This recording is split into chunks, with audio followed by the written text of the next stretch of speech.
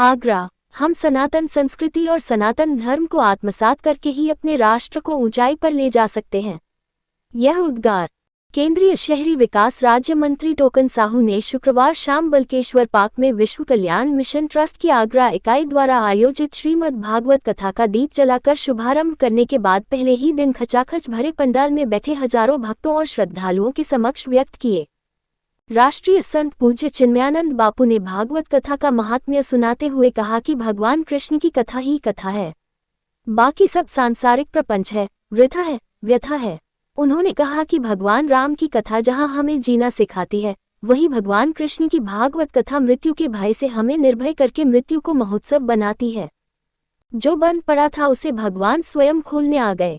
Balkeshwar park में लंबे समय बाद सार्वजनिक आयोजन होने पर हर्ष व्यक्त करते हुए पूज्य चिन्मयानंद बापू ने कहा कि जो बंद पड़ा था उसे भगवान कृष्ण स्वयं खोलने आ गए। पार्क बहुत सुंदर है, लेकिन अब भागवत जी के रूप में नंद नंदन भगवान श्री कृष्ण के पधारने से पार्क की सुंदरता में चार चांद लग गए। सामाजिक सरोकारों से जुड़ी है कथा। सामाजिक सरोकारों से जुड़ी कथा के पहले दिन पौधारोपण करके पर्यावरण संरक्षण का संदेश दिया गया। मुख्य संरक्षक व मार्गदर्शक डॉक्टर विजय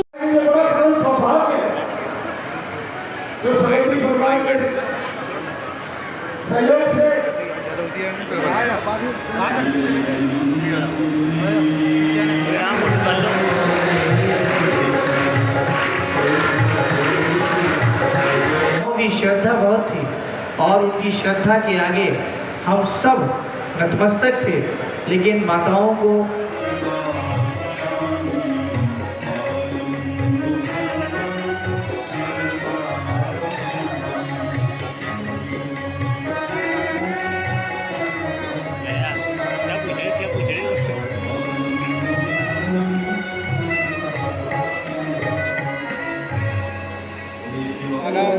पूरा माहौल है, क्या कहना चाहेंगे? विश्व कल्याण मिशन ट्रस्ट आगरा इकाई द्वारा आयोजित श्रीमद् भागवत कथा पूज्य राष्ट्रीय संत श्री चिन्मयानंद बापू जी के मुखारबिंद से ये गंगा का आज यहाँ बहती रहेगी। आज 22 अगस्त से लेकर 28 अगस्त तक जिसका आज प्रथम दिवस है। ऐसा आगरा वासियों का भाग्य है कि पूज्य बापू ये मन बनाया कि इस बार बल्केश्वर की धरा पर बल्केश्वर धाम बल्केश्वर पार्क में जाकर सभी भक्तों को, सभी शहरवासियों को श्रीमद् भागवत कथा श्रवण कराकर उनको ठाकुर जी से, श्री जी से, राधा रानी से सर्वोर करेंगे। मैं सभी आगरा वासियों से ये निवेदन भी करूंगा कि प्रार्थना भी करूंगा कि आप सभी प्रतिदिन आप भी आएँ, अपने साथ 5 जरूर लोगों को कथा सुनाएं, जिससे आप 5 गुना पुण्य प्राप्त करें। आपको 5 गुना पुण्य प्राप्त करना है तो 5 लोगों को कथा श्रवण जरूर कराएं और कथा का समय 3 बजे से आ जाएं, जिससे आपको स्थान मिल जाए।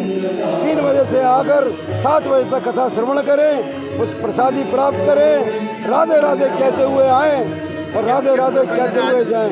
किस प्रसंग का वर्णन किया गया है? सामाजिक सरोकारों से जुड़ी ये श्रीमद् भागवत कथा, जिसमें हर दिन सामाजिक सरोकार भी हो रहे हैं। महंतम आज हमारा प्रथम दिवस है, तो हमारे पूज्य बापू जी आज जो है इस श्रीमद् भागवत कथा का शुभारंभ भी कर रहे हैं। और आज इस कथा का शुभारंभ हमारे केंद्रीय मंत्री जी श्री साहू साहब ने किया है।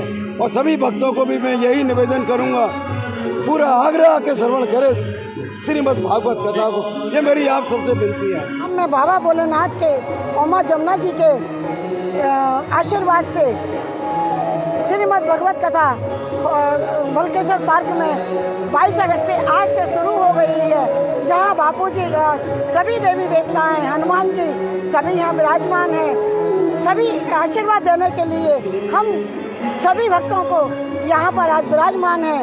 और आज का बापू जी ने जो प्रसंग सुनाया है वो है, सबसे पहले भागवत का जो महात्म सुनाया जाता है उसके विषय में बताया कि भागवत का क्या उल्लेख है और क्या उससे हमारे जीवन में बदलाव आता है और क्या हमारे जीवन में उससे हमें क्या लाभ होता है और हमारे परिवार को उससे क्या मुक्ति मिलती है और हमारे जीवन में जो कैसे हमारा जीवन उद्धार में बदल जाता है। और गुरु की शरण पा कर के हमारा जो जीवन धन्य हो जाता है। तो आकर के यहाँ पर सभी लोग ऐसा लग रहा है जैसे कि हम यहाँ ब्रज में बैठे हुए हैं और भगवान श्री कृष्ण के मुख से भागवत का श्रवण कर रहे हो।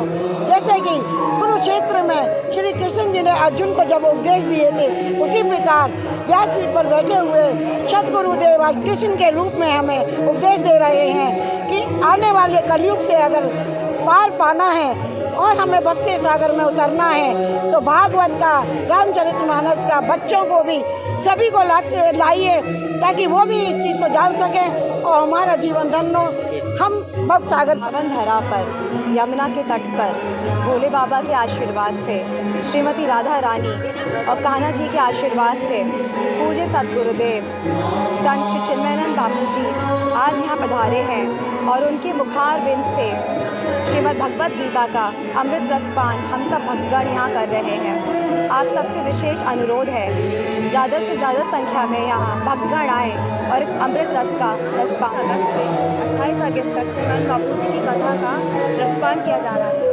यहाँ पर भारी भक्तों की भीड़ लगी हुई है और मैं सभी से ये विनती